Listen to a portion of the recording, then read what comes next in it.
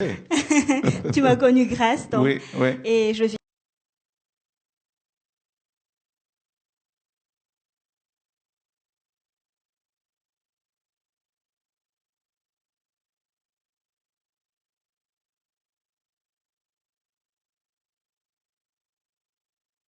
C'est vraiment un miracle, quoi. Alléluia. Et alors, comment ça se passe à Madagascar?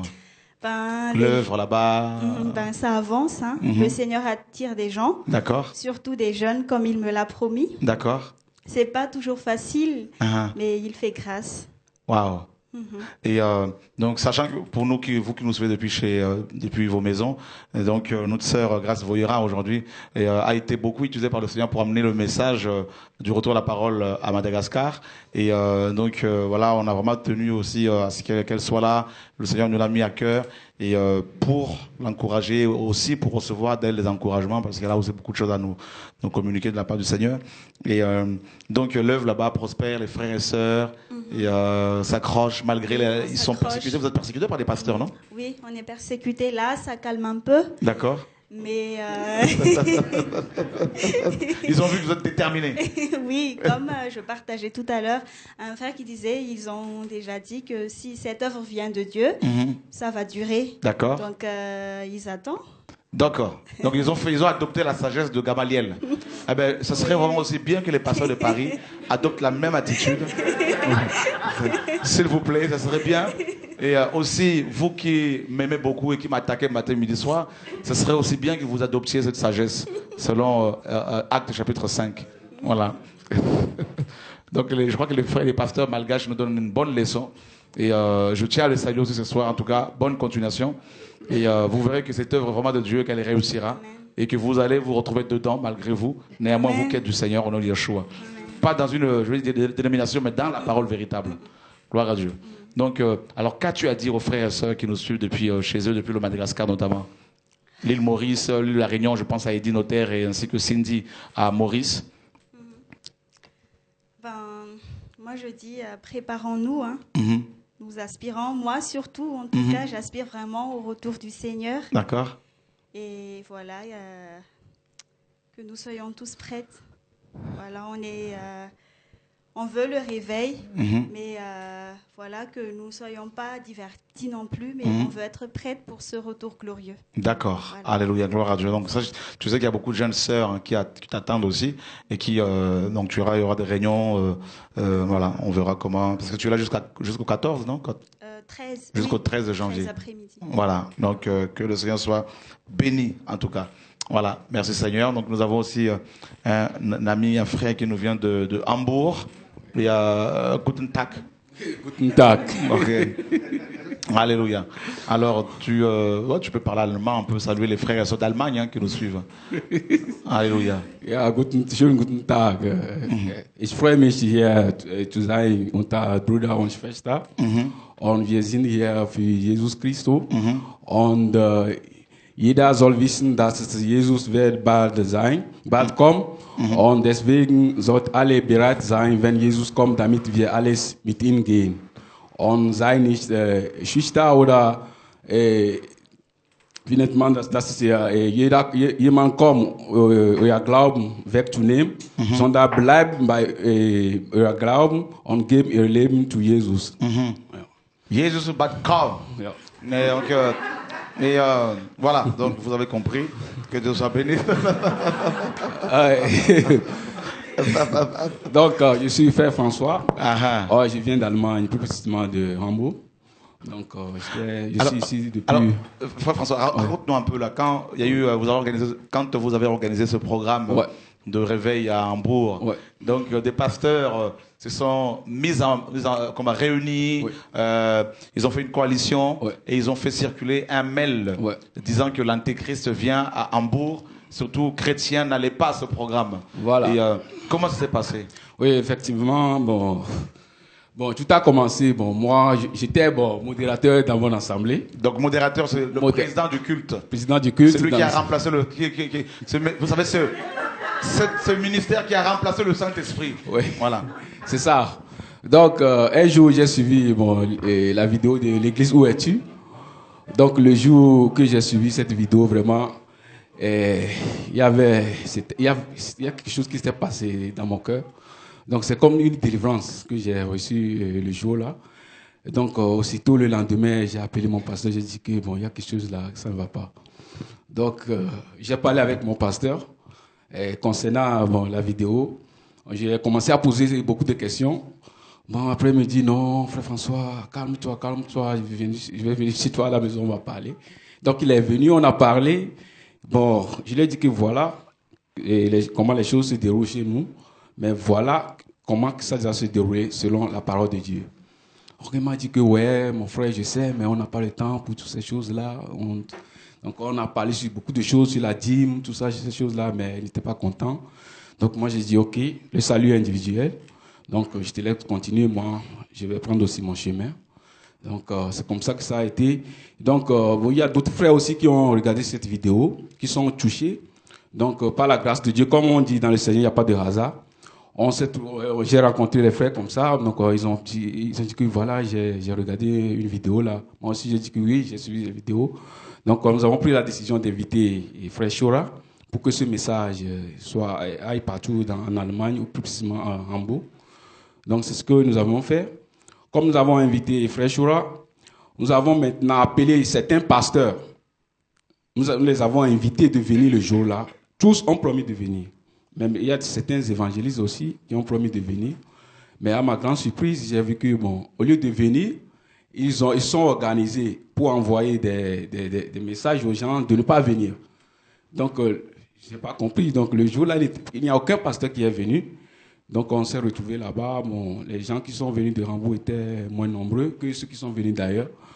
Mais, grâce à Dieu, que bon, heureusement, et malgré tout ça, là, tout a été bien. Donc, après le départ de l'apôtre Chora, bon, il y avait beaucoup de rumeurs qui sont circulées. Ils disent que c'est un sorcier, c'est un antichrist qui est venu s'installer ici à Hambourg. Il ne faut pas le suivre.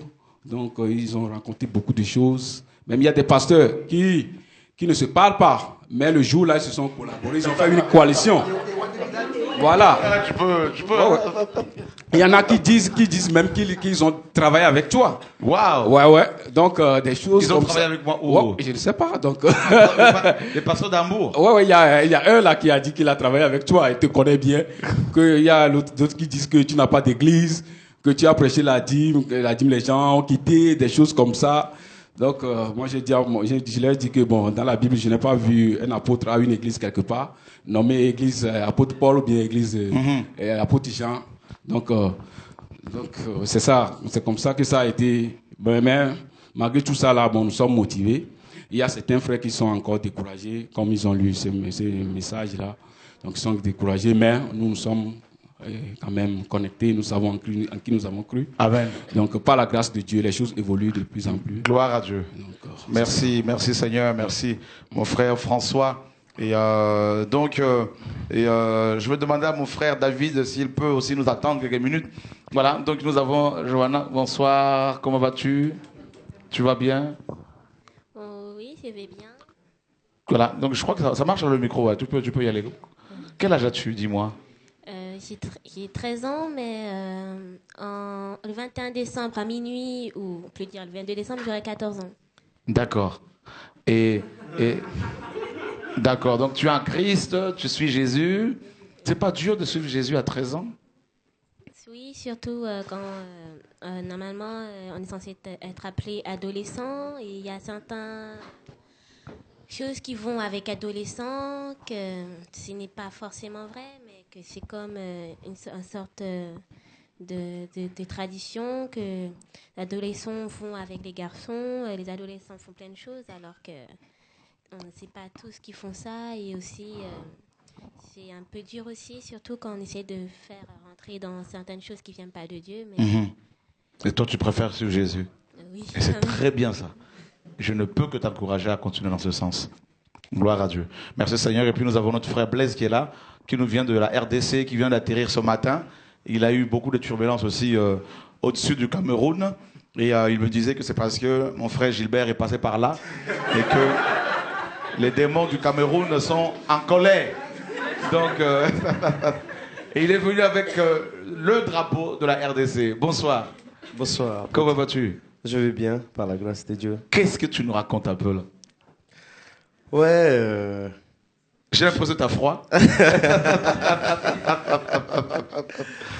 Non, j'attendais vraiment cette journée.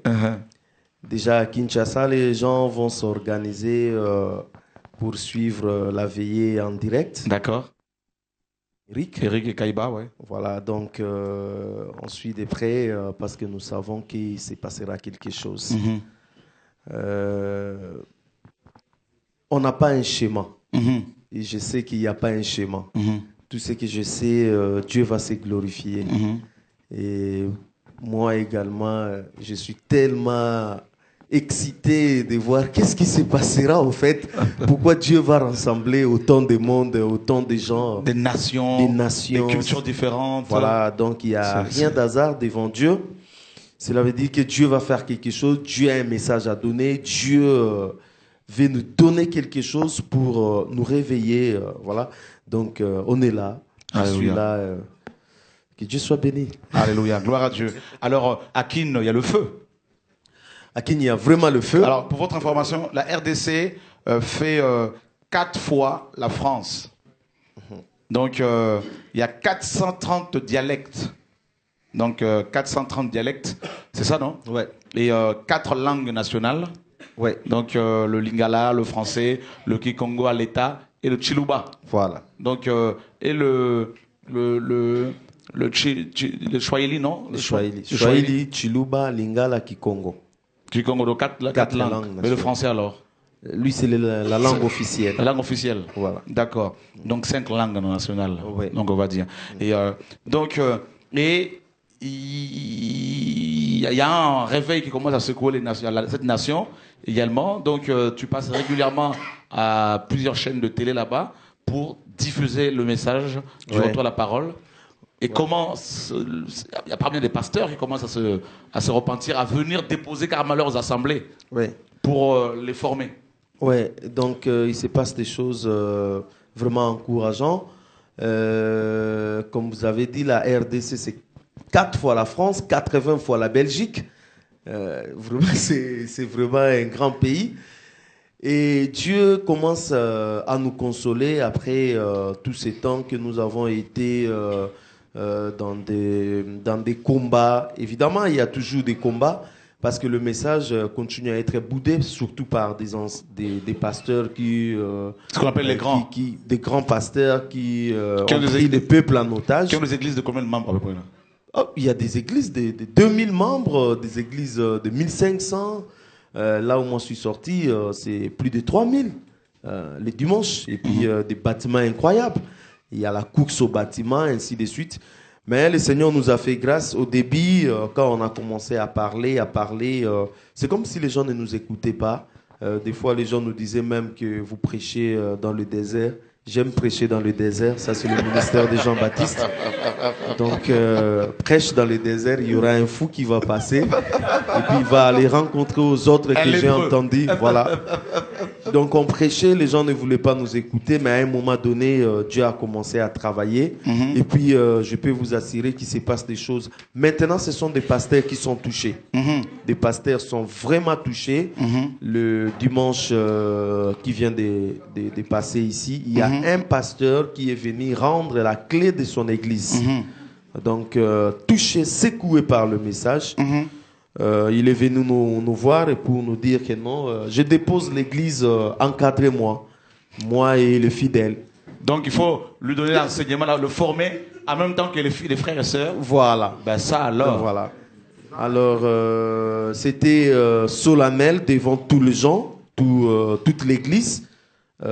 J'étais émotionné. Il est venu, il a ployé les genoux.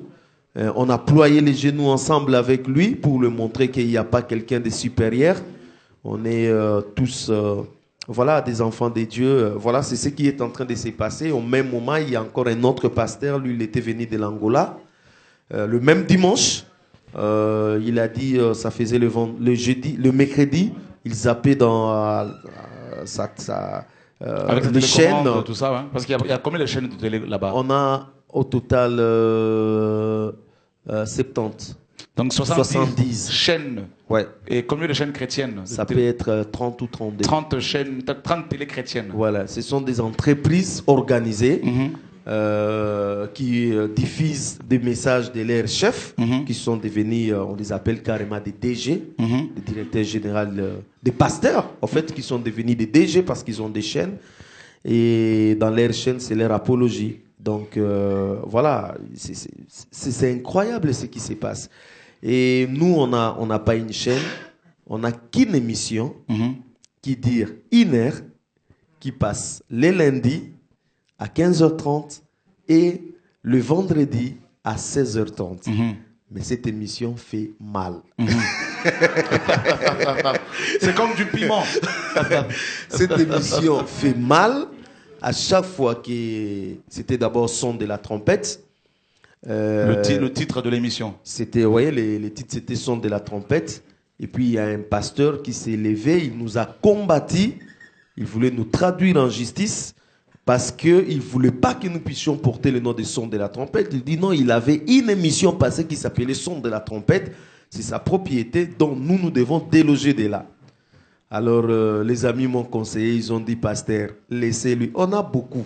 On peut même mettre tout. On a tout ça dans la Bible. Changeons de nom. S'ils ont des problèmes contre nous, on saura. C'est pour cela qu'on a mis dernière trompette. Maintenant, on les attend. S'ils viennent nous attaquer à la dernière trompette, eh bien, on va mettre Congo de vie. Ça sera beaucoup plus original.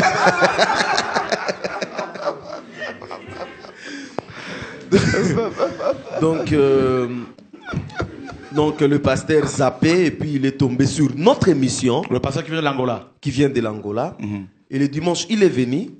Il a dit c'est incroyable ce que je vois ici. Je suis tellement touché, mais je demande à ce que je vous parle à la fin de la réunion.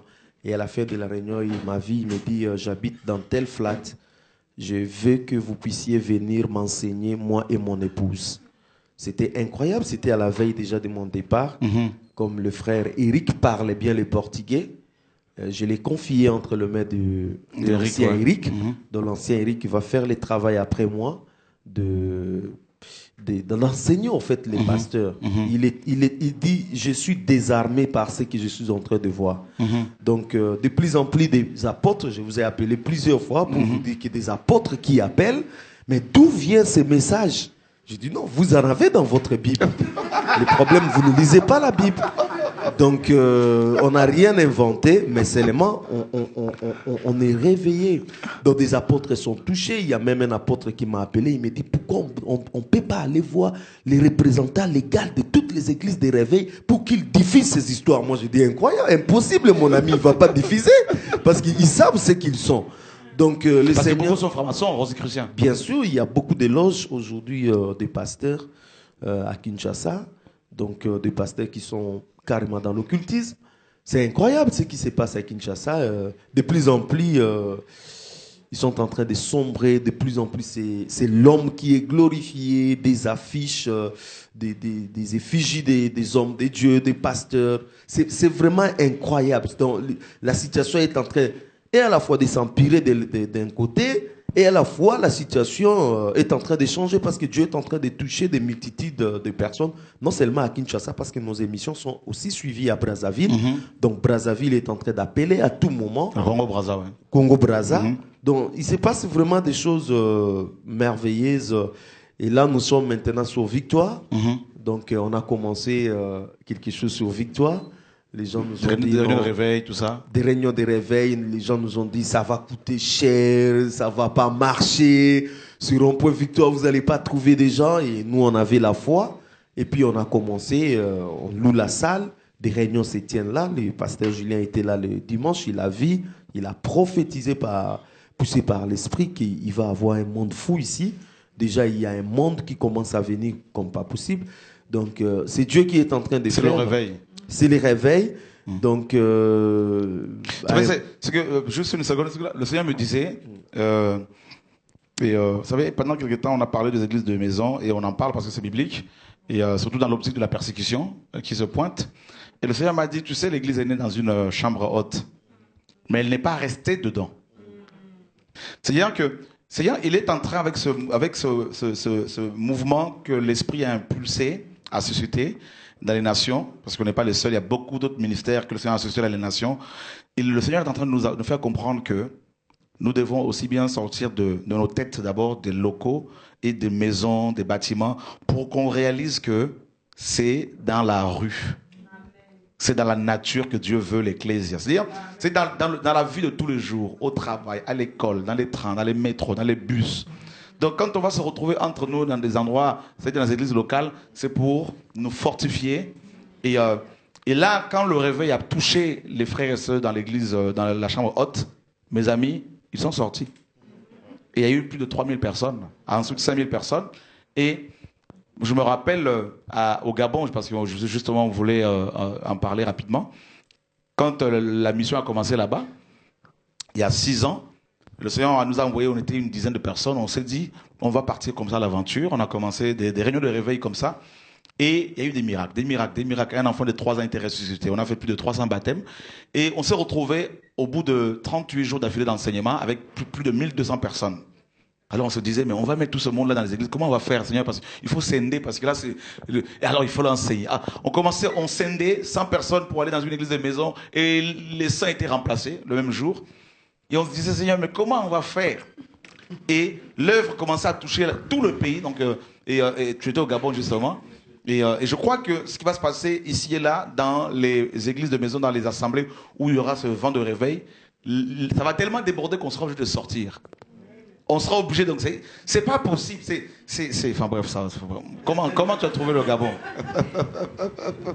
Dieu m'a beaucoup soutenu. Je suis allé au Gabon. D'abord, c'était une belle expérience pour moi-même. Parce qu'il faut se dire, depuis que j'ai commencé les ministères, ce que je vis au Gabon, je n'ai jamais vu ailleurs. C'est un puissant vent de réveil qui secoue là-bas. Voilà, donc ce que j'ai vu au Gabon, c'était incroyable. J'ai trouvé une église vraiment qui aime le Seigneur, des jeunes gens vraiment dévoués pour Dieu. C'est comme des fourmis. Quand ils décident d'attaquer, ils attaquent. Ils sont dans des coins de riz incroyables. Ils prennent des pirogues pour aller dans les villages. Ils ne se prennent pas la tête qui dirige, qui est le plus grand. Et là, j'aimerais saluer et encourager mon frère Dooms, Alain, Valérie, Idover, tous ces frères. Je vous dis, ils ont fait un travail incroyable. Et il n'y a pas besoin de chef, ceci. J'ai regardé comment ils travaillaient, mais je dis, c'est incroyable. Chacun sait ce qu'il doit faire. Point barre. Et quand je suis rentré à Kinshasa, j'étais révolté. J'ai dit aux amis, si c'est lui qui veut faire les désordres, il n'a qu'à partir. Maintenant, nous voulons travailler pour Dieu. Donc, également à Kinshasa, il y a eu un vent qui nous a secoué également, parce qu'on avait beaucoup de gens faux au milieu de nous. Des serpents, et ces gens nous empêchaient de décoller. Malgré des grâces, malgré ce que le Seigneur pouvait faire avec nous, mais on sentait qu'on ne pouvait pas aller. C'est sûr que si vous mettez les coqs avec les aigles, c'est ça. Les coqs qui ne volent pas vraiment, c'est sûr que... Et un jour, le pasteur Abdon a dit, je suis fatigué de vous. Je suis fatigué, partez, laissez-nous travailler pour Dieu. Donc, et là, le Seigneur a commencé vraiment à travailler. Donc, Gabon, moi je suis rentré. Et puis, il y a le pasteur Abdon qui est parti également là-bas. Il est allé même plus loin. C'était vraiment une belle expérience. On a une très belle église au Gabon. Et puis, vraiment, le Seigneur est en train de... Qui suit le Seigneur, qui avance. Qui avance, c'est encourageant. C'est vraiment encourageant. En fait... c'est l'église, une belle église au Gabon, c'est pas le bâtiment, comprenez. Oui. C'est-à-dire, c'est les frères et sœurs qui sont frères et sœurs. De toute façon, ils n'ont pas un bâtiment là-bas. Voilà. Donc, c'est la nature. Vraiment, voilà. Et puis, vraiment, ce qui se passe au Gabon, c'est ça. Ils suivent tout ce qui se passe ici au niveau de Paris. Et moi, je peux vous dire, j'encourage beaucoup nos bien-aimés de Paris, parce qu'en fait, Paris est devenu comme un modèle pour nous. Donc, tout ce qui s'est fait au niveau de Paris, les gens, ils pensent là-bas, pourquoi pas? Ça peut se faire également ici. Et du coup, c'est comme des répercussions de l'autre côté. C'est ça le réveil. Et voilà, donc le vent est en train d'avancer. Et il faut beaucoup d'humilité pour cela aussi. Voilà. Donc c'est vraiment incroyable. Voilà pourquoi on prie beaucoup pour ce qui se passe ici. Et moi personnellement, je suis content de temps à autre de retourner ici parce que vous avez été en RDC. Dans mon pays, c'est difficile à un pasteur d'évoluer pendant 5 ans sans pour autant tomber et puis dérouter. Donc pour moi, c'est important de rentrer de temps à autre à la source pour un peu être recadré, en fait être encadré. La mission de février à RDC, moi, ça m'a marqué. Par rapport à ce que le Seigneur a fait. Et ça m'a marqué de voir des fibromes, des kystes qui disparaissaient comme ça. Et officiellement, j'aimerais vous lancer l'invitation pour janvier. Je vous ai bien eu parce que je ne vous ai pas averti. Mais au moment où je vous parle, la salle a été déjà réservée. Donc pour, je crois, les 13, les 14, les 15, les 16, les 17, ce sont en fait des fériés chez nous là-bas. Donc on va organiser un programme. Votre dernier... J'invite les amis de la Guadeloupe. que pour la première fois, vous allez venir avec nous en Afrique. Alors, si Dieu permet, ce serait vraiment une bonne chose. Amen. Donc, on va planifier cela. Amen. Voilà. Alléluia. Donc, que Dieu soit béni. Passable, mon frère. Voilà, la Guadeloupe, l'invitation. Voilà. Pour le visa, il n'y a pas de problème, il s'occupe du visa. Donc, il est, voilà, c'est une autorité. Voilà. Donc, juste un courrier et on prend l'avion gratuitement. Alors, la mission de... Je veux dire, la frontière est ouverte. On paye juste le billet, la frontière est ouverte. Alors, pour le billet, vous gérez le billet, mais l'hébergement, tout ce qui est nourriture, tout ça, il n'y a pas de souci. Donc, je sentais dans mon cœur qu'il fallait que le groupe de la Guadeloupe aille en Afrique. Et, parce que notre frère Pierre de la Guadeloupe, quand il est venu en Afrique, au Cameroun, ce qui s'est passé là-bas, il se passe tellement de choses. Mon frère Francis, on voit des miracles qu'on voit ici, mais des miracles, on voit des choses qui nous choquent. Dès qu'on porte déjà malade, ils repartent. Et des fibromes, des kystes énormes qui disparaissent. On a vu lors de la mission de février, de la première soirée de la mission jusqu'à la dernière soirée, c'est-à-dire 2 semaines après, il n'y a eu que des disparitions, des maladies, des kystes, des choses. Déjà, à la veillée des prières, il y a un homme boité qui avait marché. Qui a marché, c'était pas choquant, mais c'était incroyable. Pour la plupart des bien-aimés, même moi-même, c'était la première fois de voir quelqu'un marcher. Donc j'en avais vu seulement à la Bible. Donc c'était incroyable. J'ai dit, waouh Seigneur, tu es tout puissant. Donc c'était là, ça commençait vraiment à chaud. La mission et puis on se disait... C'était la première soirée. C'était la première soirée, l'apôtre était venu, il était même fatigué, mais on l'a dit quand même, non, comme nous étions à la veillée, venez quand même saluer les amis. Et puis il est venu, et puis voilà, ça a commencé. Et c'était incroyable ce qui s'est passé à Kinshasa. Je vous dis, des malades étaient guéris instantanément. Et puis, c'était des disparitions des kystes. En fait, le Seigneur avait soldé des kystes. Donc, tout ce qui avait des kystes, tout ce qui avait des kystes, ça disparaissait. Il y avait un solde. La guérison était soldée. Donc c'était incroyable, des guérisons. Et plus il y avait des guérisons, plus nous étions inondés. Et puis la réunion de réveil, on avait 2 jours. Ouais. Et puis à la fin du 2e jour, les gens ont dit faites-vous, organisez-vous d'avoir un autre jour. Donc on a négocié la salle séance tenant pour avoir le 3e jour. Et puis c'était formidable. Mais le 3e jour, c'était pas facile parce qu'on s'est fait arrêter. Ah oui, on s'est fait arrêter avec l'apôtre, on revenait de Brazzaville. Là, on va traverser Brazzaville, justement. Donc, vous verrez, les deux capitales sont voisines. Les plus proches. Donc, on va prendre un petit bateau. Et donc, on traverse le fleuve. Et, donc, on revenait de Brazzaville. Et puis, nous étions avec l'apôtre. Tout devait se passer normalement. Et puis là, j'étais vraiment sur mon terrain des frontières. Mais je vous dis, le diable nous a mis des pièges incroyables. On nous a compliqués, on nous a vraiment dérangés. Et j'ai regardé l'apôtre et comment... Mais ici, c'est l'heure approchée. Des heures, je crois. On a été saisis, résistés là. Des heures. Ouais. Alors, après des heures, je suis allé voir les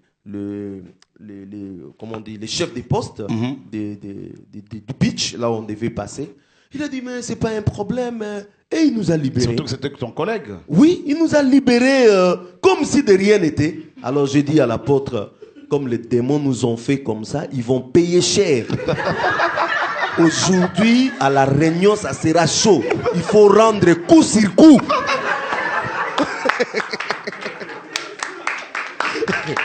Il faut rendre coup sur coup. Alors, bien aimé, ces jours-là, ce n'était pas des kystes, mais c'était des délivrances incroyables. Des démons sortaient. Et non, Dieu, nous avons un Dieu formidable. C'est pour cela que j'ai dit, nous ne savons pas ce qui va se passer le 21. Vous savez, lorsque vous venez dans des réunions comme la rencontre du 21, là, il ne faut pas avoir un schéma. Il ne faut pas dire que non, moi je vais attendre quand on va m'appeler pour être guéri. Non! Ça peut commencer par ta guérison. Donc dès que tu foules seulement les pieds comme ça, tu es guéri. Tu commences à crier, les gens ne comprennent pas. Mais qu'est-ce qui se passe ici? Et puis ça c'est parti. C'est parti. Donc on n'a pas un schéma. On ne met pas un schéma en place. On dit, Dieu, nous sommes là comme la sœur nous a conduits dans ces champs. Seigneur, nous sommes là. Qu'est-ce que tu as prévu pour nous? Et Dieu lui-même, il conduit des choses. Bien aimé, la nuit du 21, ça va passer tellement vite. Et puis on ne sait pas, est-ce qu'on va finir dans la salle? On va quitter la salle? Qu'est-ce qui va se passer? On ne sait pas. Il n'y a pas de schéma, donc on ne sait pas. On s'attend à Dieu.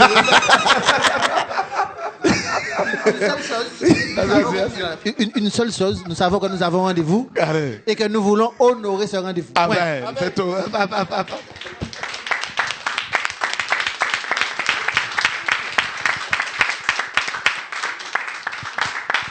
Et il y a une chose qui est en train de prendre corps en ce moment, c'est-à-dire que beaucoup de bien-aimés font passer le message et ils se regroupent maintenant pour pouvoir, pour ce soir déjà, ils sont en direct connectés. Amen. Et pour le 21, ils vont se rassembler également. Amen. Pour pouvoir être dans le même esprit. Alléluia. Voilà.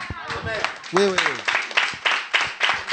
Parce que il y a tellement de personnes qui auraient souhaité physiquement être là, mais on va les rassurer ce soir. Amen. Jésus ne sera pas qu'à Paris. Amen. Jésus sera en Guadeloupe, en Martinique, en Réunion, dans toute l'Europe, dans toute l'Océanie, dans toutes les nations. Amen. Jésus sera présent. Amen. Oui. Connecté ou physiquement présent, Jésus est là. Amen. Et il va se manifester. Amen. Et je crois qu'on entendra des témoignages des gens qui étaient derrière leur ordinateur et qui ont retrouvé leur délivrance, Alléluia. qui ont eu leur guérison. Amen. Parce que nous croyons que Dieu est Dieu. Alléluia. Alléluia. Et c'est pour ça que nous nous approchons de lui avec confiance. Amen. Parce qu'il est notre rémunérateur. Ben, mes amis, vous vous rendez compte comment ça va se passer? Je vous ai dit que c'est la rencontre des aigles. Amen. Les enfants de Dieu sont des véritables aigles. Nous sommes des aiglons, frère. Yeshua, notre Seigneur, notre Maître, est en train de nous rassembler. Et je vous assure qu'on va avoir diverses prédications juste d'ici, c'est jusqu'au 31 là.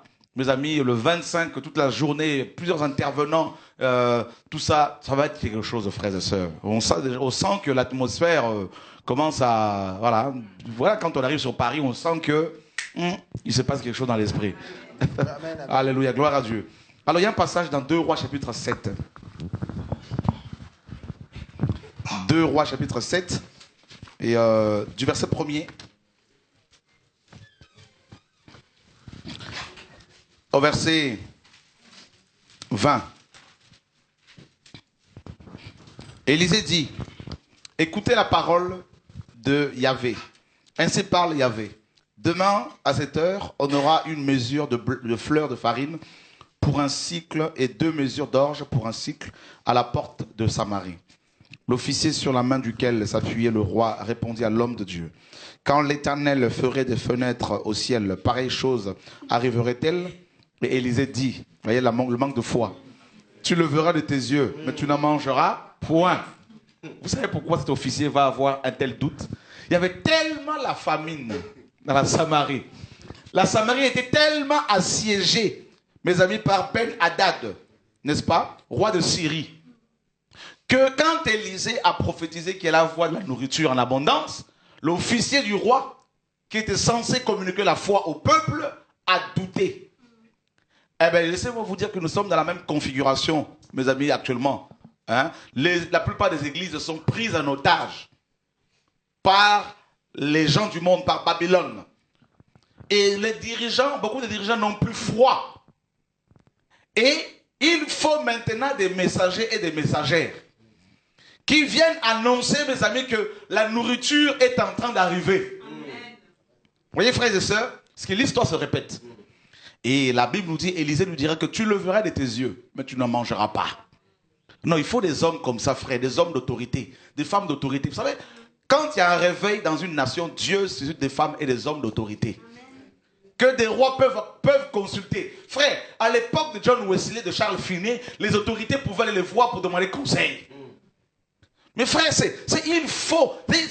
Oh mes amis, oh mes amis, oh mes amis. La Bible dit, l'officier dira que même si Dieu fait des fenêtres au ciel, tellement que le monsieur était là, il était dans la confusion, il était désespéré qu'il n'y ait plus la nourriture, la bonne nourriture. Il était habitué à manger de la nourriture, comment on appelle ça déjà, des colocantes sauvages. Et quand on nous dit qu'il y aura une bonne nourriture, il dit, mais attends, mais c'est pas possible. Dieu est déjà fatigué. Dieu ne peut plus descendre la manne comme à l'époque de Moïse. Et il dit, tu n'en mangeras pas. La Bible dit, il y avait à l'entrée de la porte 4 lépreux qui se dirent l'un à l'autre, quoi? Resterons-nous ici jusqu'à ce que nous mourions? Si nous songions à entrer dans la ville, la famine est dans la ville, et nous y mourrons. Et si nous restons ici, nous mourrons également. Quel, mes amis, dilemme. Quelle situation compliquée.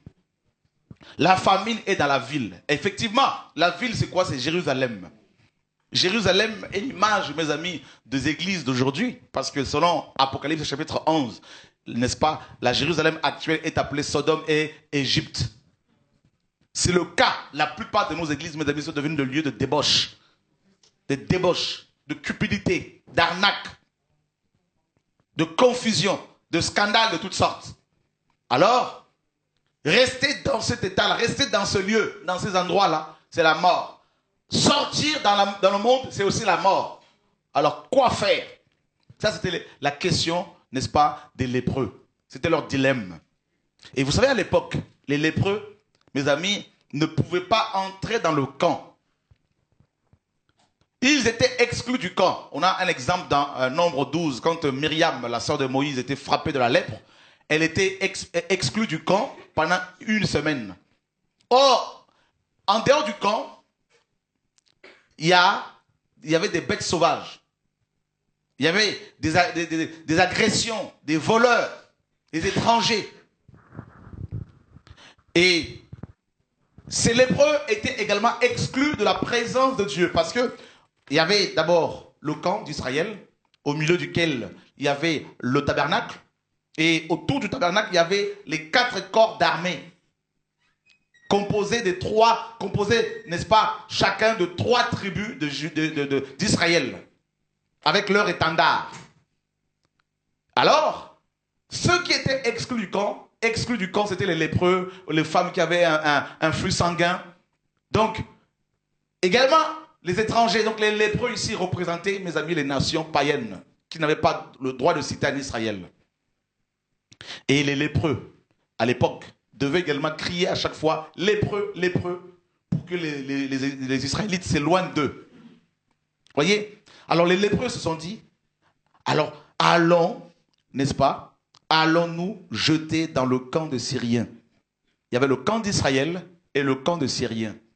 Dans le camp de Syriens, dans le camp d'Israël, il y avait la Shekinah, le tabernacle, la gloire de Dieu, les 12 tribus, la joie.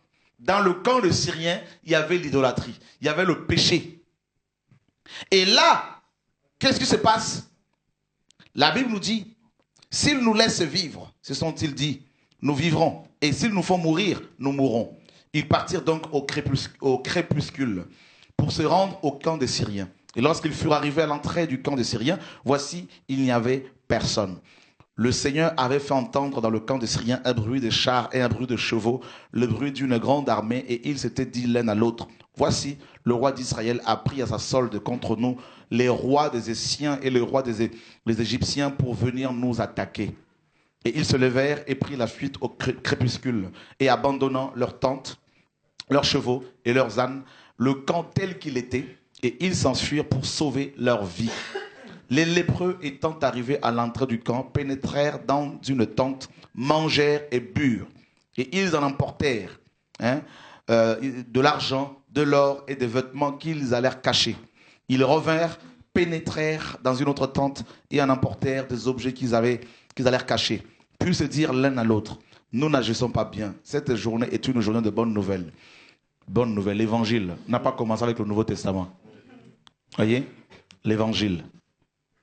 Et il est dit que cette journée est une journée de bonnes nouvelles. Si nous gardons le silence et si nous attendons jusqu'à la lumière du matin, le châtiment nous atteindra. Alors il y a un message prophétique ici. Si nous attendons, alors que nous avons trouvé la nourriture, bien que nous soyons lépreux, nous avons trouvé la nourriture. Et le peuple est dans la famine, le peuple est dans la confusion, dans la tourmente. Les femmes juives sont devenues des cannibales. Vous verrez que les femmes juives de l'époque, là, mes amis, à cette époque, notamment, mangeaient leurs propres enfants. Et les lépreux se sont dit, c'est une journée de la bonne nouvelle. Donc, si nous attendons jusqu'au matin, jusqu'à ce que la lumière se lève, nous serons frappés. Ici, nous avons une belle, n'est-ce pas, typologie du retour de Yeshua, notre maître, la lumière du monde. Les lépreux se sont dit que nous avons reçu le message du temps. Et le peuple a soif, le peuple a faim. Et si nous attendons le retour de Yeshua, il nous demandera des comptes. Parce qu'il nous a donné des talents. Et nous devons les fructifier. Et on ne doit pas attendre la lumière du jour pour pouvoir travailler. Au contraire, nous devons travailler, mes amis, pendant que nous avons reçu le message, parce que le monde est plongé dans les ténèbres. Voyez, frère, c'était le raisonnement des lépreux. Et qu'est-ce qui s'est passé?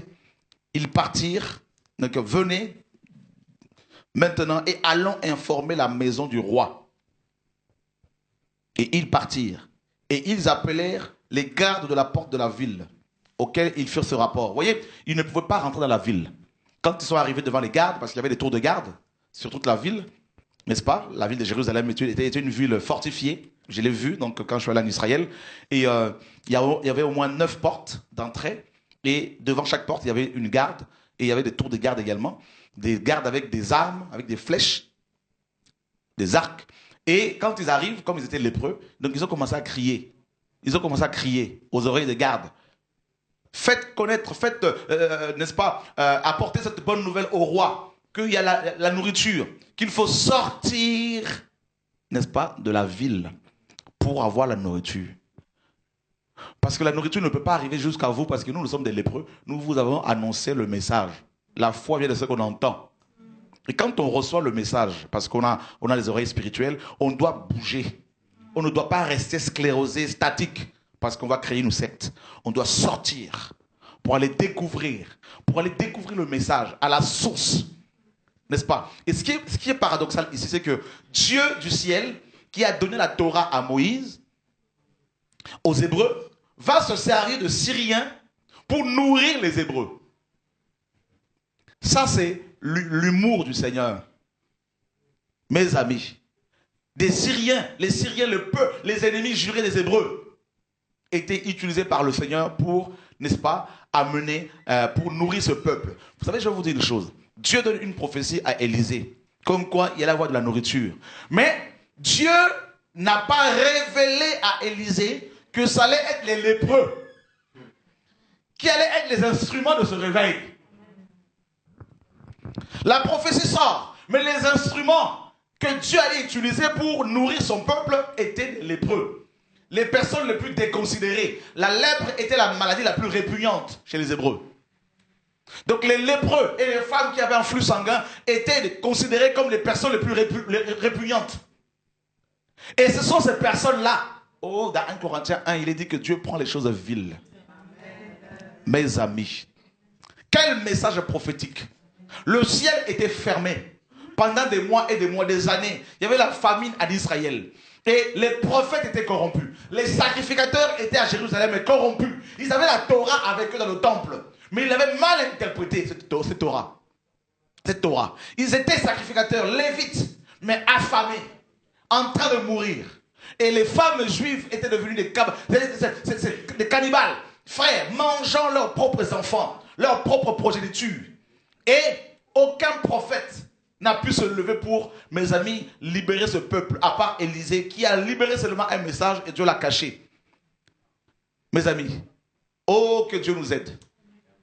Que Dieu nous ouvre les yeux de l'esprit, afin que nous saisissions sa pensée. Ce message est prophétique. Je ne l'avais pas prévu. Et pendant l'émission, le Seigneur m'a dit, prends ce passage, partage-le avec mon peuple. Frère, les lépreux arrivent et ils crient aux oreilles des gardes. Imaginez si les gardes s'étaient arrêtés à leur apparence physique. Ils allaient passer à côté de l'essentiel. L'homme regarde ce qui frappe les yeux, mais Dieu regarde au cœur. Frères, nous devons être spirituels.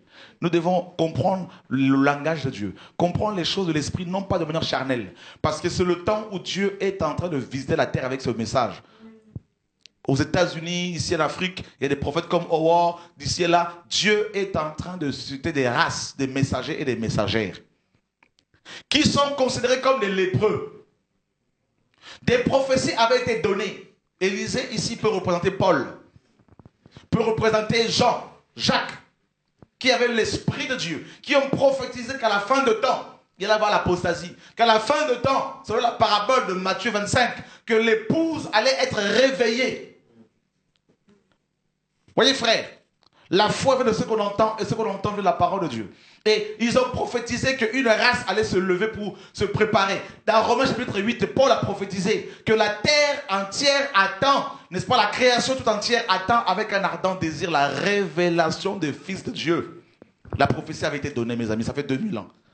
Mais qui sont ceux et celles que le Seigneur va utiliser pour, n'est-ce pas, apporter un message nouveau aux églises qui sont endormies, aux pasteurs qui sont endormis, aux prophètes qui sont endormis, aux apôtres qui sont endormis?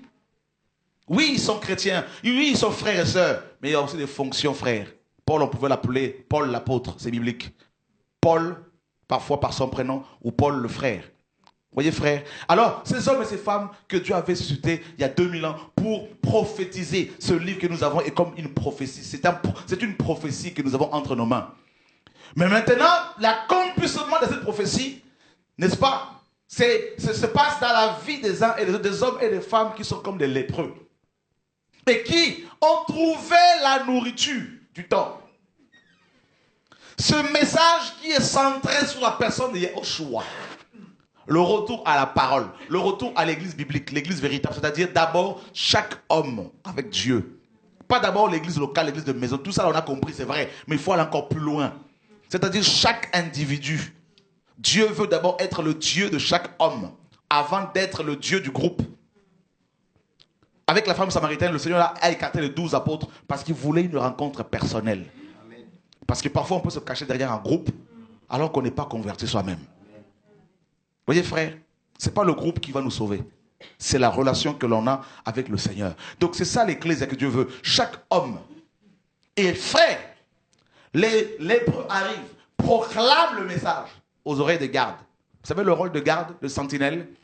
C'était des sentinelles. Dans Ézéchiel 22, Dieu dit, je cherche parmi vous un seul homme qui se lève comme une sentinelle. Dieu dit à Ézéchiel, je t'ai établi comme une sentinelle pour que tu entendes ma parole et que tu l'avertisses. Donc ces gardes-là, frère, vous savez, je vais vous dire une chose, il y a une chaîne ici. Une chaîne que le Seigneur a mise en place dans ce passage. Le premier maillon, c'est, n'est-ce pas, Élisée, il libère la prophétie.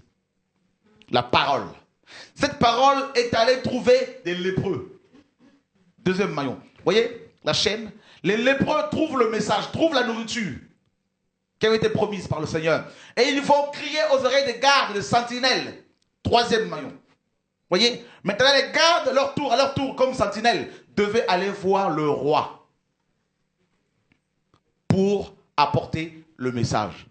Et c'est exactement ce qui s'est passé. Ils sont allés voir le roi pour lui dire que les lépreux nous ont dit que la prophétie d'Élisée s'est accomplie. Et regardez la réaction du roi. Les Syriens nous tendent un piège.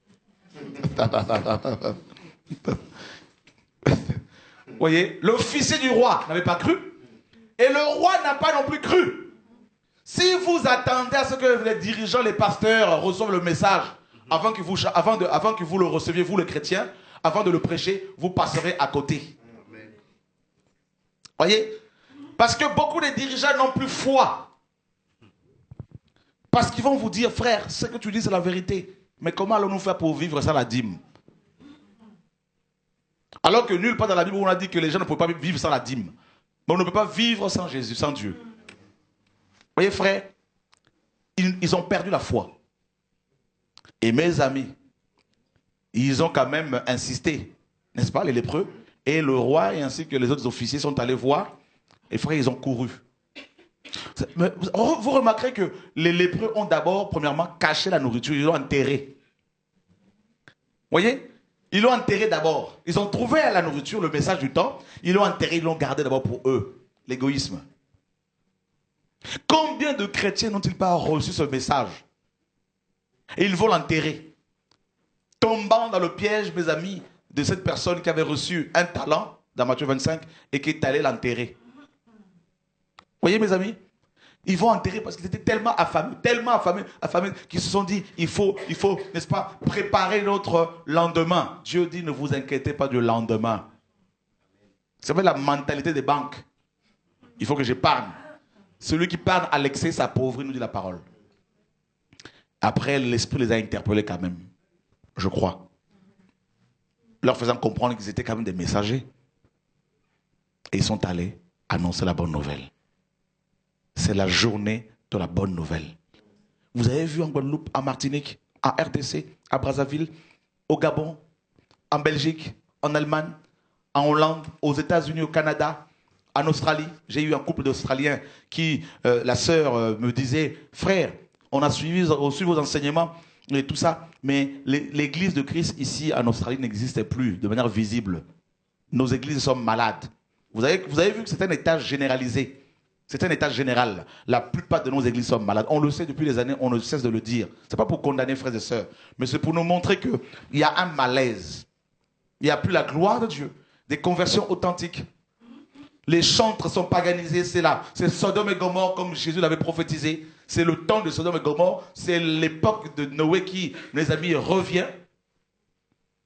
Et Dieu cherche des hommes et des femmes qui sont comme des lépreux, c'est-à-dire qui sont hors du camp, comme Hébreux 12 nous dit. Sortons pour aller vers lui hors du camp, c'est-à-dire parambole en grec, qui signifie forteresse. Et à cette époque, le camp, selon Hébreux 12, c'était le judaïsme paganisé, formalisé, légaliste. Ne touche pas, ne mange pas, condamnant, mes amis, les hommes qui n'avaient pas dans leur chair la circoncision, mais qui pourtant étaient circoncis dans le cœur, à l'instar de Tite. Et Paul dira même, je n'ai pas voulu le faire circonciser pour faire plaisir aux gens, aux faux frères qui s'étaient glissés parmi nous pour épier la liberté que nous avons en Christ. Frère, j'ai remarqué que beaucoup de ceux qui aussi ont reçu ce message, soi-disant, beaucoup n'ont pas la vie du message. Ils l'ont reçu de manière intellectuelle, bourré de connaissances, mais il n'y a pas la vie. Parce que quand il n'y a pas la vie, il n'y aura pas le réveil. Il n'y aura pas de miracles. On ne peut pas prêcher le retour à la parole et ne pas expérimenter les miracles. Parce que le retour à la parole, c'est le retour aussi aux miracles. Voici les miracles qui accompagneront ceux qui auront cru. Amen. Cru en qui? En Yeshua. Yeshua est la parole. Nous ne faisons pas l'apologie des miracles, mais c'est une vie normale de chrétien. Vous voyez? Et c'est ça. Et je tiens à dire ce soir aux frères et ceux qui ont reçu le message, qui ont reçu cette pensée dans leur cœur depuis des années, même avant de nous connaître. Je tiens à nous dire, frères et sœurs, attention, c'est bien la connaissance. Mais nous devons davantage aspirer à la vie. La vie, ce qui change les gens. La vie, ce qui amène le réveil. C'est-à-dire, on ne force pas. Dieu sauve, Dieu touche. Et je sais que beaucoup veulent voir le réveil dans leurs assemblées, dans leurs maisons, dans leur pays. Dieu m'a dit, le réveil, frère, le Seigneur m'a fait comprendre, le réveil, c'est la vie de Christ en nous. Et la vie se communique. Et on ne force pas. Il n'y a même pas besoin d'ouvrir la Bible. Parce que nous devenons des Bibles incarnées. Amen. C'est ça l'évangile. La parole, Christ s'est incarné et elle a paru parmi nous pleine de force, nous dit la parole. Et c'est la vie. Je sais que beaucoup chez vous veulent le réveil. Beaucoup se disent, Seigneur, c'est le temps de l'église parce que l'église doit se réveiller pour l'enlèvement. Mais c'est d'abord la vie de Christ. Mes paroles sont esprit et vie, disait le Seigneur. Les Hébreux, les Juifs, les pharisiens avaient la Torah, la connaissance, la lettre, mais la vie manquait. Et quand la vie est venue, comme Jean 1 le dit, en elle était la vie des hommes. Quand la vie est venue, alors qu'ils l'attendaient, ils sont passés à côté. C'est le jour, c'est la journée de la bonne nouvelle. Je suis convaincu que notre époque est l'époque de la bonne nouvelle. C'est-à-dire, les chrétiens qui attendent le retour de Yeshua ont besoin maintenant d'entendre des voix prophétiques qui doivent se lever dans les nations pour crier haut et fort. Et je suis convaincu, selon la parole également, dans chaque nation, il y a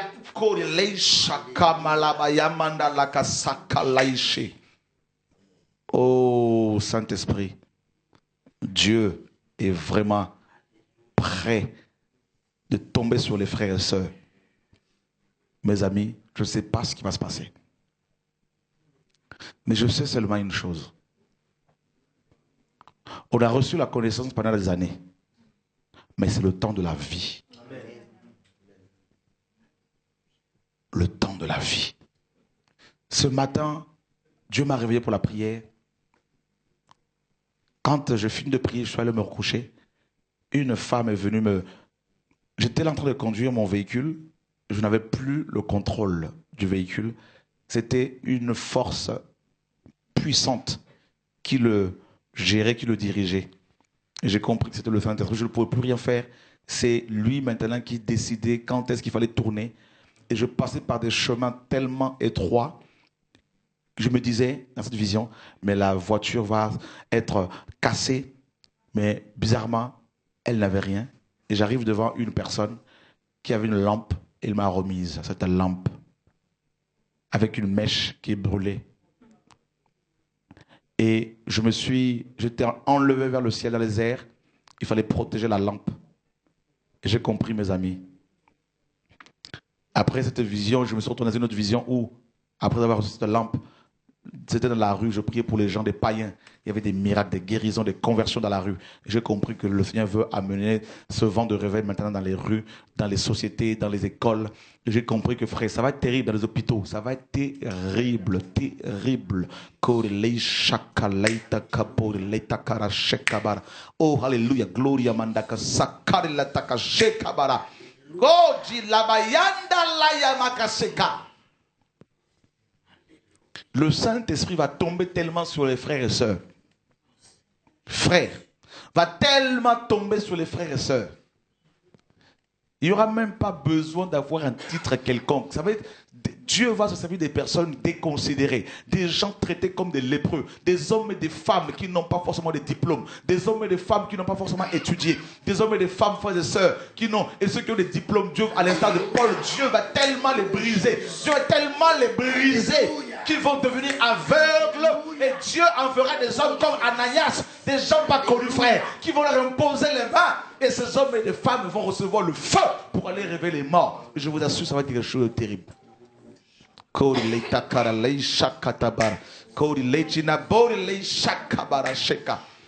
Voilà pourquoi il y a la convocation. Dieu est en train de sortir son peuple des tombeaux, sortir son peuple, mes amis, des maisons, des bâtiments, de leur pays, de leur territoire. Et il nous amène, frères et sœurs, là où dans le camp de Syriens, là où la nourriture est arrivée, frères et sœurs. Et là, quand les lépreux vont rentrer maintenant dans leur ville, quand ils vont rentrer dans leur nation, leur pays, ils vont les crier aux oreilles des sentinelles qui sont endormis, frères, qui sont affamés. Et je vous assure, les autorités qui sont appelées de Dieu, il y en a qui vont se convertir pour changer de vision et revenir au Seigneur bien comme il faut. Abandonner, mes amis, la rose-croix, la sorcellerie, les cancans, la magie, le vaudou. À l'instar de ce député d'Acte 13 qui était à côté de Bar Jésus et Paul a proclamé l'évangile et ce député s'est converti, frères et sœurs. Je vous assure, ce vent-là va secouer les nations, mes amis. C'est un message prophétique, je ne l'ai pas préparé. Frère, Dieu me pousse à libérer des paroles. Et je vous assure, c'est la génération des lépreux. Vous allez voir des enfants qui vont se mettre à prophétiser. Vous allez voir des bébés qui vont commencer à parler en langue, qui vont commencer à proclamer le retour de Yeshua. Pour votre information, Yeshua est déjà presque à la porte. La dernière trompette va retentir.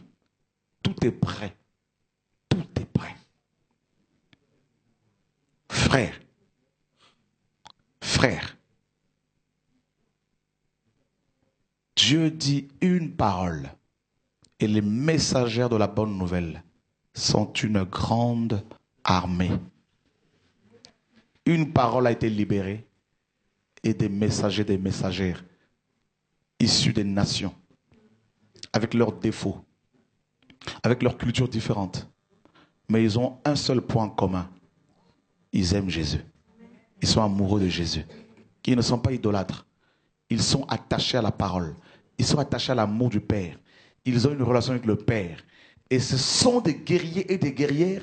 Ce sont, mes amis, des gens qui n'ont plus rien à perdre, à l'instar de ces lépreux qui ont vécu le rejet, qui ont vécu la souffrance, qui ont vécu, mes amis, le mépris des hommes, qui ont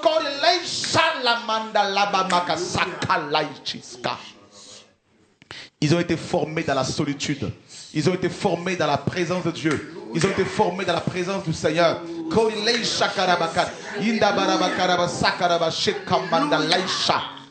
Jesus, le feu est déjà tombé ce soir encore. Jesus, les lépreux ont été formés hors du camp. Ils ne sont pas formés dans les écoles théologiques. Ils ont été formés dans les déserts des nations. Ils ont été formés comme Jean-Baptiste, frères et sœurs, par la souffrance, par le brisement. Ils ont été formés dans les larmes, dans les cris, dans les pleurs des hommes et des femmes. Mes amis, déconsidérés par leur père, déconsidérés par les pasteurs, par les apôtres, déconsidérés, mes amis, par leurs parents, déconsidérés par les pasteurs, déconsidérés, frères et sœurs. Jesus,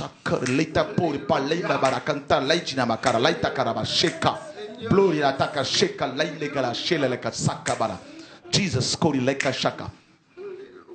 Jesus, tu comprends pourquoi tu souffres, pourquoi tu pleures, pourquoi tu ne comprends pas pourquoi tu pleures comme ça, pourquoi tu souffres comme ça? Eh bien, tu es comme ce lépreux. Dieu t'a exposé, Dieu t'a complètement exposé à sa lumière, exposé à sa sainteté, exposé, mes amis, à sa personne. Jesus, le temps de la consolation arrive. Voilà pourquoi Dieu t'attire de loin. Dieu t'amène, te sort des nations, des kilomètres et des kilomètres pour recevoir davantage la confirmation de l'appel qui est sur ta vie. La raison pour laquelle Dieu t'a façonné, formé, c'est pour que tu ailles crier comme une voix prophétique. Crie à plein gosier, ne te retiens pas et fais connaître à mon peuple son péché. Tel est l'appel que tu as reçu de la part du Seigneur. Au nom de Yeshua.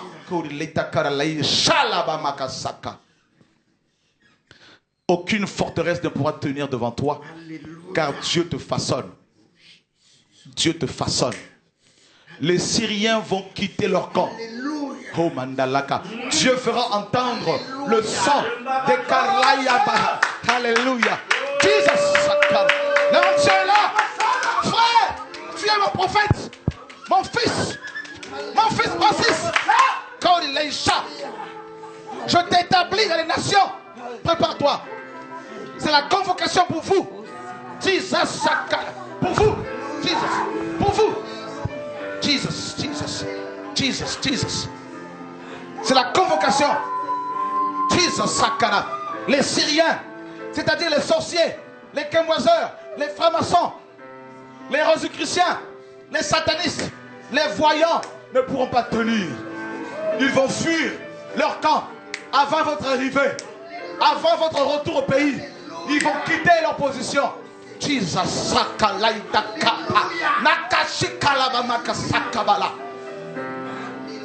le temps de l'équipement. Vous avez reçu d'abord la parole. Pendant des années dans vos cœurs, Dieu vous l'a donné. Seul dans les coulisses, il vous a mis cette pensée dans vos cœurs. Et vous avez entendu le message. Maintenant, c'est le temps de l'équipement, Dieu dit. C'est le temps où Dieu va vous équiper autrement. Vous n'aurez plus besoin de crier pour que les gens comprennent. Votre simple présence fera que les gens seront convaincus. Les vrais enfants de Dieu. Takabaraya kamanda laïtaka shaka. Chaya mambala balaya mama mama mama baba. Jesus. Dieu équipe les prophètes, les apôtres, les docteurs, les évangélistes. Dieu équipe. Sonne le chauffard dans toute la Caraïbe. Tu le sonneras.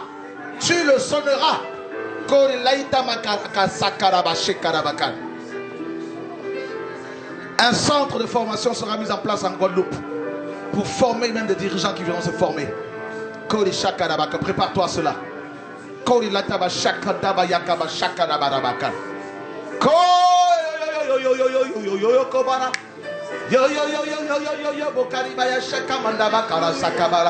Jésus, Jésus, je t'aime. Jésus, je t'aime. Dieu positionne ces guerriers et ces guerrières. Dieu les positionne dans leur pays, dans les nations. Dieu dit ce vent va être encore plus grand que le vent d'Azusa Street. Des colombes partiront dans les nations.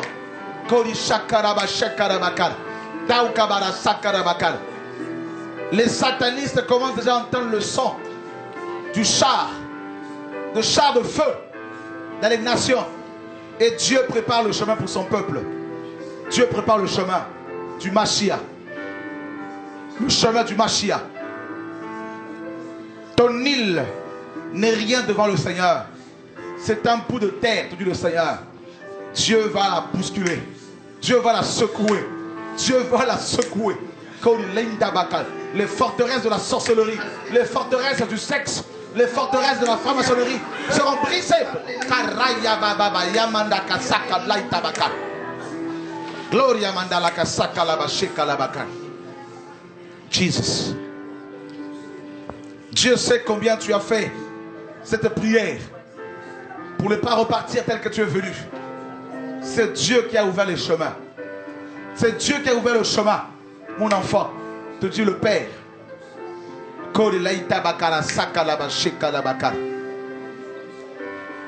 Jesus. Jesus. Jesus. Jesus. Jesus. Jesus. Père, merci. Merci pour ta parole. Merci pour ton onction. Merci pour ton autorité. La parole qui sortira de ta bouche sera accompagnée de délivrance. Car Dieu a vu que beaucoup ont besoin d'être libérés des liens. Des liens de la sorcellerie. Des liens du divorce. Car Dieu est contre le divorce. Et ce lien de divorce et remariage affecte beaucoup de chrétiens, beaucoup de dirigeants. Et il faut une onction qui va restaurer la famille. Et tel est le message que Dieu t'a donné. Dieu parle à quelqu'un ici. La famille te tient à cœur. La famille. Et Dieu va restaurer ta famille également.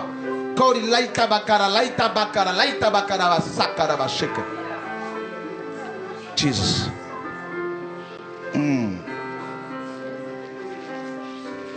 Père, nous te bénissons. Ce soir, nous te bénissons encore, Seigneur Adonai. Nous avons tellement soif de toi, Père. Nous avons tellement soif de toi. Seigneur, je sais que tu vas nous encourager. Je sais que tu vas encourager nos frères. Ils ne sont pas venus en vain. Non, non. Non, Seigneur. Il y a un plan merveilleux. Un plan merveilleux, Seigneur, pour chacun.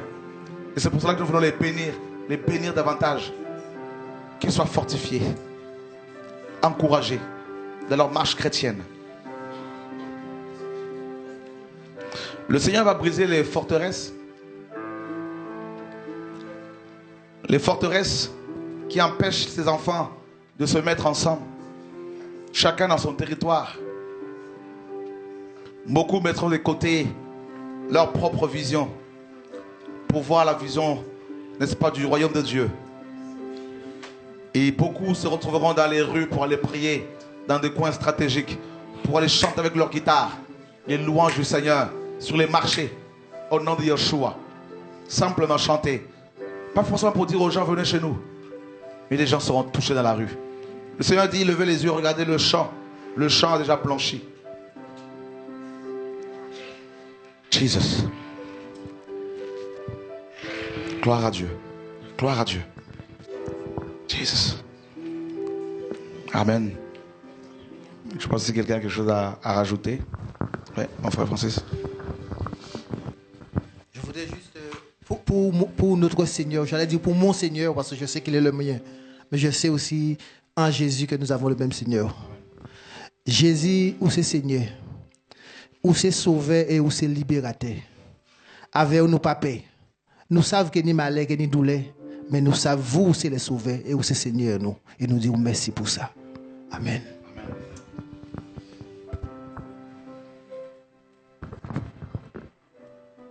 Voilà, donc on s'arrête là, on arrête là et nous voulons que toute la gloire effectivement soit rendue au Seigneur. Et voilà, donc demain soir, ceux qui veulent venir prier avec nous ici, il n'y a pas de souci, on sera là pour la prière, ceux qui veulent prier, partager. Et donc, pour toutes les informations concernant tous les programmes que le Seigneur nous a inspirés, allez sur nos sites, sur TV de vie, Radio de vie, Le Pain quotidien, les Documos, La Trompette et Direct de vie et Le Vrai Évangile, Famille de vie, Mission de vie. Et vous aurez toutes les informations, n'est-ce pas, relatives à tous les programmes. Le centre d'Idasco également, donc tous ces sites internet. Et je crois que nous avons quelqu'un en ligne. Voilà. Bonsoir. Allô, bonsoir. Allô, bonsoir. Oui. Allô, bonsoir. Oui, bonsoir. Oui, en fait, j'ai témoigné par rapport à un message de ce soir. D'accord. En fait, j'ai béni le Seigneur parce que le message de ce soir m'a interpellé par rapport à quelque chose qui s'est passé dernière fois, en fait. Oh, Jésus, tu es merveilleux. En fait, je me suis fait opérer des canal carpien droite, dans la main droite, le 7 décembre. Et arrivant à l'hôpital, le 7, là, à 8h du matin à l'hôpital, et je ne voulais pas me faire opérer parce que je disais au Seigneur, pourquoi tout cela m'arrive? Et je ne voulais pas de mon sac pour courir et retourner chez moi. Et en même temps, cet esprit m'a interpellé, m'a donné Ephésiens 6, verset 15, qui dit qu'il nous a donné des chaussures d'évangile de paix. Et je n'avais pas compris. Et j'ai senti la paix, il fallait que je reste à l'hôpital. Je me suis retournée dans la chambre. Je dis, Seigneur, pardonne-moi parce que je voulais fuir et retourner chez moi. Mais si cette opération, c'est toi qui as permis, fais quelque chose en fait que ton nom seul soit glorifié. Et après, ils sont venus me chercher pour me ramener au bloc. Je ne sais pas après ce qui s'est passé après l'anesthésie. Quand je me suis réveillée dans salle de réveil, je vois le médecin qui m'a opéré, c'est une femme. Et l'anesthésiste, les infirmières, des aides-soignantes et tous, c'était des femmes. J'étais entourée. Et puis, il y a une qui me dit, félicitations madame, votre prière nous a fait du bien. J'ai dit, mais quelle prière? Et puis il m'a dit, vous ne voyez pas que tout le monde vous a entouré? J'ai dit, ah bon, ben, je vois tout le monde m'entourer, mais je ne sais pas ce qui se passe. On m'a dit, on vous a tenu votre main gauche parce que vous bougez dans tous les sens. J'ai dit, mais j'ai bougé par rapport à quoi? Il m'a dit, vous bougez parce que vous criez, répentez-vous, Jésus revient. Ce n'est pas les médecins qui sauvent, c'est Jésus qui guérit. Et j'ai crié apparemment fort, j'ai chanté, j'ai glorifié le nom de Yoshua Mashiach. Je lui disais, répentez-vous, Jésus revient. Répentez-vous, c'est Jésus qui guérit. Ce n'est pas un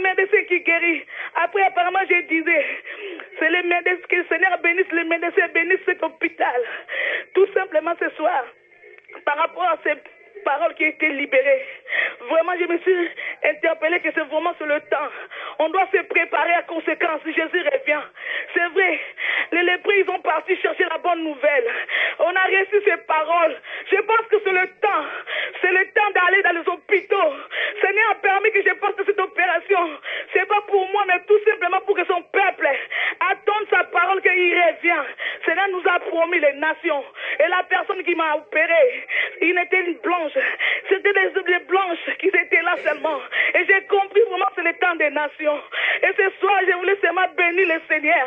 Il permet à toutes les circonstances, comme tu as dit tout à l'heure. Et dans les hôpitaux, le Seigneur va commencer à toucher. Je sais que les semences étaient semées. Je sais que le travail, c'est Saint-Esprit qui va faire. C'est pour ça que j'ai appelé pour glorifier le nom de Yeshua. Alléluia. Alléluia. Alléluia. Alléluia. Gloire à Dieu. Oh Jésus. Oh Jésus. Alléluia. Oh merci Seigneur. Voilà. C'est merveilleux. Sois C'est fortifié. merveilleux. C'est lui qui guérit. Je me lamentais. Je me suis repenti pour dire que Seigneur, pardonne-moi parce que je voulais fuir le même jour, la retourner chez moi. Je voulais pas cette opération.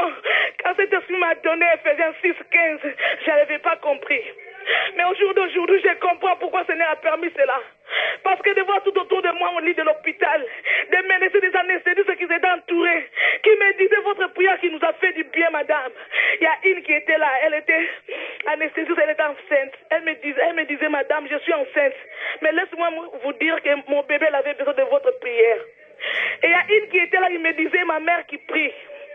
Mais ma mère, moi je suis croyante, mais je ne pratique pas. Mais laisse-moi vous dire, aujourd'hui j'ai pris ma part. Et puis il y a une qui est venue encore me toucher mon visage. Il m'a dit, ah madame, votre visage là, ça brille. Il n'y a pas de visage comme ça, on voit ici. On ne voit pas beaucoup de visages comme ça. J'ai dit, ah bon, mais c'est pas moi, c'est Christ. C'est Jésus qui brille à moi. Toutes les parties, elle a dit, ah, vous avez compris madame, hein, vous avez compris. Oh Jésus, Koriaba Baba Santa. Il est merveilleux Jésus, il est merveilleux. Alléluia. Que Dieu soit béni, que Dieu soit béni en tout cas. Alléluia. Ben voilà, toutes choses concourent au bien de ceux qui aiment le Seigneur. Et on sent que même les païens, voilà, sentent qu'on arrive à la fin. Et c'est pour cela, mes amis, que nous devons nous lever pour le Seigneur. Et s'il vous plaît, ne restons pas seulement dans nos bâtiments d'église, dans nos maisons, et sortons et prêchons le royaume. Disons aux frères et sœurs, aux nations, aux païens, que Jésus est à la porte et que c'est vers lui qu'il faut qu'ils y aillent. Donc nous sommes là, donc, comme je vous le disais, ce vendredi, à partir de 14h, on sera là pour installer apprêter la salle. À partir de 17h, je crois, la navette va commencer à tourner dans les salles, dans les gares. Donc les gares de Garges, Sarcelles et Groslay. Donc pour toute information, donc allez sur nos sites internet. Et si vous avez des soucis, n'hésitez pas d'aller voir les frères et sœurs pour leur demander conseil. Alors, je tiens à nous dire, frères et sœurs, vous qui venez de loin également, vous allez vous rendre compte que nous ne sommes pas parfaits, que nous avons aussi des défauts, parce que nous sommes sauvés par grâce. Il faudrait vraiment pas l'oublier. Mais la seule chose qui nous anime, c'est l'amour pour le Seigneur. Et nous apprenons tous. Et donc, unissons-nous dans l'amour, dans la joie, pour que ce temps de partage, de prière, soit à la gloire de notre Seigneur. Et nous devons vraiment nous focaliser sur la personne de Christ. Et nous allons de plus en plus expérimenter cet amour qui transcende toutes les cultures, les barrières linguistiques, socioculturelles. Et parce que ce sont les nations que Dieu rassemble.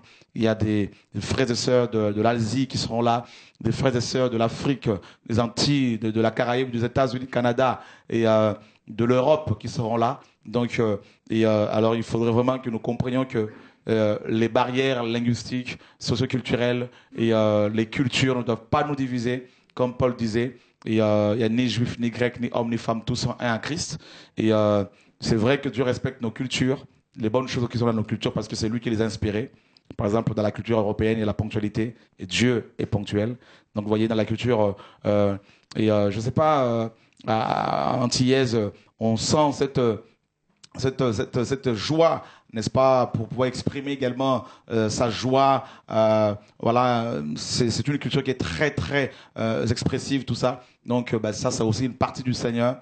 Voilà, donc même si l'ennemi essaie de mélanger les choses. Donc, vous voyez que Dieu respecte ces choses-là, parce que c'est ça, c'est ce qui fait l'homme. Et Paul disait, avec les Grecs, j'étais comme un Grec pour gagner les Grecs. Donc, quand il fallait manger,